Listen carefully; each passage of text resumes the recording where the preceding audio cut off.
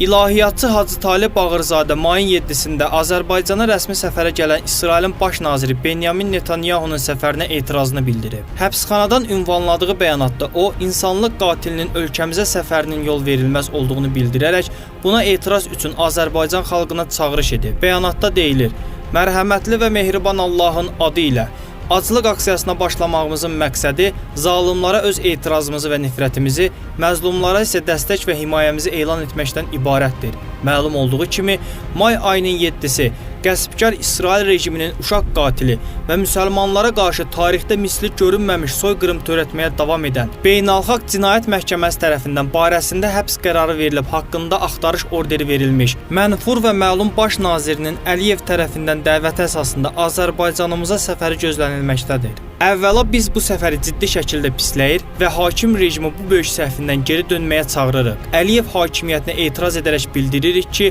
artıq illərdir ki, Fələstinli körpələri bombalar altında diri-diri yandıran, 50 mindən artıq insanın soyqırım edən qəsbkar rejimin hərbi maşınlarını yanacaqla təmin etmək azmış kimi, indi də qatil baş nazirini Azərbaycana dəvət edərək ona qucaq açıb qanlı əllərini sıxmağa cəsarət etməkdəsiniz. Sözsüz, belə bağışlanmaz və yanlış addımlara yol verməklə bu addım nə müsəlman dövləti olan Azərbaycanımıza, nə də onu idarə edən başçısına əsla başucalığı gətirməyəcək. Əslində hakim rejim bu yanlış addımı ilə Azərbaycanın müsəlman xalqına qarşı ən böyük hörmətsizlik sərgiləməkdədir. Nə qədər gec deyilsə, hakimiyyəti bu yanlış addımdan geri çəkilməyə çağırır, eyni halda aclıq aksiyasına başlamaqla bir daha Fələstin məzlum xalqının yanında olduğumuzu, Allah yolunda apardıqları dirəniş və haqq mübarizələrinə dəstək verməkdir. Bununla yanaşı, bu məzlum milləti müqavimət cəbhəsinə tək qoymayan Livanlı mücahid bacı və qardaşlarımıza, Yəmənin qeyrətli dövləti və millətinə öz təşəkkür və minnətdarlığımızı bildiririk.